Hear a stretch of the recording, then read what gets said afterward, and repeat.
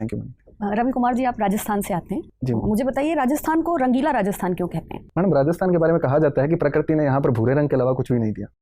तो राजस्थान वासियों ने इस चुनौती का सामना रंग बिरंगे चित्रों के द्वारा किया है। वहाँ की लोक कला, लोक संस्कृति, लोक चित्र, इस सभी में चटकीले रंगों का प्रयोग अधिक मिलता है, तो इसलिए राजस्थान को रंगीला राजस्थान है। अच्छा, जेंडर कलर पेयरिंग के बारे में सुना है आपने? माफ कीजिए मैडम, अच्छा, से मैं परिचित नहीं हूँ। आपने पिंक फॉर गर्ल्स और ब्लू फॉर बॉयज, इसके बारे में सुना है? क्यों है ऐसा?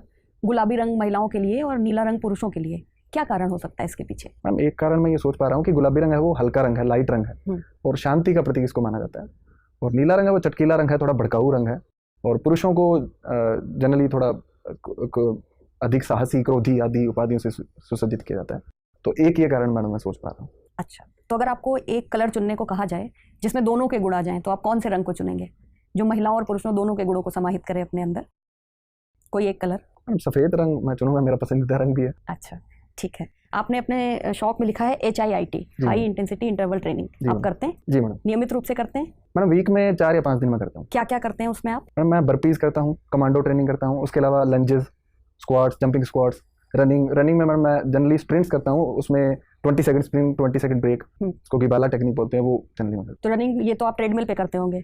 नहीं मैडम, मैं जहाँ भी मौका मिलता है वहाँ कर लेता हूँ, अगर पार्क हो तो सबसे अच्छी चीज़ है, वरना ट्रेडमिल पे। अच्छा, तो ये बताइए, अगर कोई व्यक्ति 2 पैरों से भागता है, यानी कि मनुष्य, और जानवर जो 4 पैरों से भागता है, दोनों में से ज़्यादा तेज कौन भागेगा? मैडम, ये बॉडी साइज पे और आकारिकी पे ज़्यादा निर्भर करेगा। हाँ, कि कुछ जानवरों में 4 पैर होते हैं लेकिन फिर भी हम उनसे तेज भाग सकते हैं, और कुछ जानवरों में 4 पैर होते हैं जैसे कि घोड़ा, वो हमसे तेज भाग सकता है। तो शायद शरीर की जो आकार है, आकारिकी है, उस पर अधिक निर्भर करेगा। उस पर अधिक निर्भर करेगा। ठीक है। आप हिंदी साहित्य के विद्यार्थी हैं, आप मुझे बताइए राजस्थान के कुछ प्रमुख साहित्यकारों के नाम। मैडम, रांगैया राघव जी है, उसके अलावा विजयदान देथा जी हैं, मीराबाई, दादू दयाल, बिहारी लाल जी, ये सभी राजस्थान से। अच्छा, ठीक है। अंतर्राष्ट्रीय महिला दिवस 8 मार्च को मनाया जाता है, हम सब जानते हैं। राष्ट्रीय महिला दिवस कब मनाया जाता है? सॉरी मैडम, मैं भूल रहा हूँ इसके बारे में। अच्छा, सरोजिनी नायडू जी के बारे में सुना है आपने? जी मैडम। कौन थी? मैडम, इनको भारत कोकिला के नाम से जाना जाता है। ये स्वतंत्रता सेनानी थी जिन्होंने गोलमेज सम्मेलनों में भारत का प्रतिनिधित्व किया था, और भारत की आज़ादी के बाद भी अनेक मंचों पर सक्रिय रही थी। अच्छा, ठीक है। क्योंकि आप बहुत अच्छी एक्सरसाइजेस करते हैं, आपने बताया ना अभी, स्क्वाट्स, जंपिंग स्क्वाट्स, बर्पीज, जी मैम। इन सब में कौन से बॉडी पार्ट का रोल सबसे ज़्यादा होता है? दिल का, फेफड़े का, या पैरों का? मैडम, वैसे तो पूरा शरीर ही इसमें लगता है, लेकिन शायद सबसे ज़्यादा रोल पैरों और हाथों का ज़्यादा होता है। पैरों और हाथों का होता है, दिल और फेफड़े का योगदान नहीं होता? क्योंकि कोविड जब आया था तो उस समय जब वर्कआउट करते थे मास्क लगा के, तो पैर और हाथ कितने भी मजबूत हों, आप इजीली कर लेते थे वर्कआउट?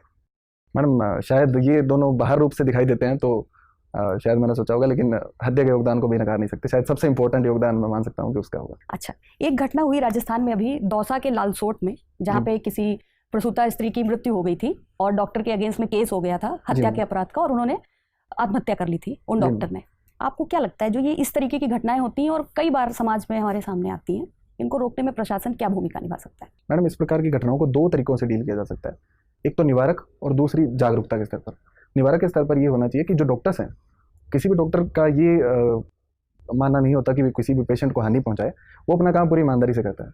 और जहाँ तक उस प्रसूता का सवाल था, उसका जो प्रेगनेंसी थी वो काफ़ी क्रिटिकल थी, तो उस मामले में डॉक्टर ने अपना भरसक प्रयास किया था, लेकिन जो तनाव है जो भीड़ के स्तर पर, उसको प्रशासन के द्वारा अच्छे से नियंत्रित करने की जरूरत है, जिसमें डॉक्टर को सुरक्षा के साथ साथ में भीड़ की किसी भी कार्रवाई को रोका जा सके। और अवेयरनेस जनरेशन के स्तर पर लोगों को भी इस बात के लिए सेंसिटाइज करना चाहिए कि जो डॉक्टर हैं वो अपना काम पूरी शिद्दत के साथ में करते हैं, और उनके काम के स्तर पर उनको सवाल नहीं उठाया जाना चाहिए। अच्छा, ठीक है। आप हिंदी साहित्य के कौन से कवि को पढ़ना सबसे ज़्यादा पसंद करते हैं? मैडम, अज्ञेय जी और सूर्यकांत त्रिपाठी निराला जी को मैं पढ़ना पसंद करता हूँ। निराला की कौन सी पंक्तियाँ आपकी पसंदीदा हैं? मैडम, उनकी कविता राम की शक्ति पूजा है, वो पूरी कविता ही एक प्रकार से मेरे लिए प्रेरणा का कार्य करती है। क्यों? मैडम, उस कविता में दिखाया गया है कि किस प्रकार से व्यक्ति अगर ठान ले तो वो शक्ति की कठोर साधना के द्वारा किसी भी स्थिति पर विजय पा सकता है, इसलिए आपको। और अज्ञेय जी की? अज्ञेय जी की मैडम असाध्य वीणा मुझे काफ़ी पसंद है। असाध्य वीणा आपको अच्छी लगती है, ठीक है। रवि, आपको स्मॉल फार्मिंग एक्सपेरिमेंट्स करना पसंद है? जी सर। तो किस तरीके के एक्सपेरिमेंट करते हैं आप? सर, कई स्तरों पर एक्सपेरिमेंट्स करता हूँ। जैसे कोई एक बताइए। सर, एक के स्तर पर जो अभी रिसेंटली हमने सर ऑर्गेनिक जो गेहूं है उसका उत्पादन शुरू किया। अच्छा, ऑर्गेनिक की बात की जाए तो भारत के पड़ोसी देश में भी ऐसा एक एक्सपेरिमेंट हुआ जो कि बहुत ही घातक साबित हुआ है। जी सर। कौन सा देश है वो? सर, श्रीलंका में ऐसा हुआ। तो श्रीलंका में जो इकोनॉमिक क्राइसिस चल रही है उसके अगर 2-3 मूल कारण बताने हो तो कौन से कारण है? सर, पहला तो कोविड-19 जो बीमारी है उसकी वजह से वहाँ का जो एक मुख्यतः टूरिज्म ड्रिवन इकोनॉमी है उसको नुकसान हुआ है। दूसरा सर जो एग्रीकल्चर में उनके द्वारा डिसीजन दिए थे कि कोई भी कृत्रिम फर्टिलाइजर या ऑर्गेनिक फार्मिंग पे शिफ्ट कर लिया था उन्होंने, जी सर। फिर उसको वापस ले लिया गया। जी सर। और तीसरा सर उनकी जो राजनीतिक और आर्थिक नीतियाँ हैं वहाँ पर भ्रष्टाचार बहुत अधिक है, तो उन नीतियों को मैं अच्छा, अभी तो वहाँ एक जो वहाँ के शासन में, जैसे भारत में भी हम लोग सुनते हैं कि परिवारवाद काफ़ी हावी रहता है। जी सर। तो एक समय में राजपक्सा फैमिली के कितने मेंबर्स थे वहाँ की सरकार में? अभी तो उन्होंने रिजाइन कर दिया कई मेंबर्स ने, लेकिन जब सारे थे तो कितने मेंबर्स थे? सर बताया जाता है कि 40 से अधिक परिवार है वो सरकार के विभिन्न पदों पर कार्यरत थे। और कैबिनेट की बात की जाए तो? सॉरी सर, एग्जैक्ट नंबर अच्छा, नहीं पता। ठीक है। मुझे ये बताइए कि कभी कभी हम सुनते हैं कि भारत को एक टू फ्रंट सिचुएशन का सामना करना पड़ सकता है। जी सर। तो ये टू फ्रंट सिचुएशन कैसी सिचुएशन होगी? सर टू फ्रंट सिचुएशन की जो एक तरफ पाकिस्तान के साथ में और दूसरे चाइना के साथ में हमें युद्ध जैसी स्थिति का सामना करना पड़ सकता है। तो ऐसे समय के लिए भारत को कैसी तैयारी करनी चाहिए? सर जो पाकिस्तान के साथ में युद्ध होगा वहाँ पर हमें तीनों सेनाओं का प्रयोग अधिक करना पड़ेगा। चाइना के साथ में थल सेना मुख्य रूप से रहेगी, उसके साथ में एयरफोर्स भी उसकी सहायक की भूमिका में रहेगी। तो एक प्रकार से मैं कहूँ तो एक थिएटर कमांड के स्तर पर हमें प्रयास करने चाहिए ताकि तीनों सेनाओं में अच्छे से कोऑर्डिनेशन करके हम इस स्थिति से निपट सकते हैं। ठीक बात है। आप मुझे ये बताइए कि लगातार चाइना ने यूएस पे ये आरोप लगाया है कि वो जो एशिया पैसिफिक है, क्योंकि वो इंडो पैसिफिक नहीं कहता है, वो एशिया पैसिफिक टर्म ही यूज़ करता है, वहाँ जो यूएस है वो एक 5432 स्ट्रैटेजी यूज़ कर रहा है।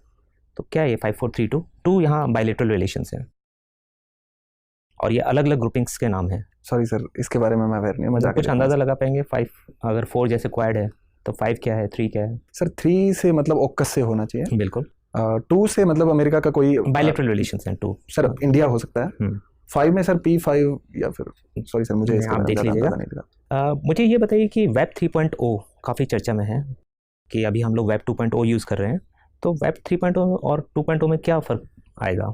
सॉरी सर, इसके बारे में खुद को अपडेट नहीं कर पाया सर। ठीक है। मेरा आखिरी सवाल आपसे ये है कि प्रधानमंत्री जी लगातार वोकल फॉर लोकल की बात कर रहे हैं कि वोकल हो या लोकल के लिए, और दूसरी तरफ अगर हम देखें तो क्या भारत कहीं ना कहीं प्रोटेक्शनिज्म की तरफ नहीं जा रहा है? अगर हम बोल रहे हैं कि सिर्फ हम अपने लोकल प्रोड्यूस को ही आगे बढ़ाएंगे, तो क्या ये ग्लोबलाइजेशन के खिलाफ है? नहीं सर, ग्लोबलाइजेशन के खिलाफ हमें नहीं मानना चाहिए, क्योंकि भारत का जो स्टैंड है वो एक प्रकार से प्रोटेक्शनिज्म ना होकर हमारे घरेलू उद्योगों को प्रोत्साहन देने का अधिक है, जिसमें हम लोगों ने टैरिफ अधिक नहीं बढ़ाए हैं, लेकिन हम लोग बट ऐसे ही अमेरिका फर्स्ट है, वो तो प्रोटेक्शनिज्म है। लेकिन सर वहाँ पर उन्होंने टैरिफ के स्तर पर वृद्धि की थी। जो चीन से आने वाले माल थे उन पर उन्होंने एक प्रकार से टैरिफ और नॉन टैरिफ बैरियर लगाए थे। भारत में इस प्रकार की कार्रवाई न करके हमारा ध्यान सिर्फ घरेलू उद्योगों के अधिक प्रोत्साहन देने पर है। Thank you sir.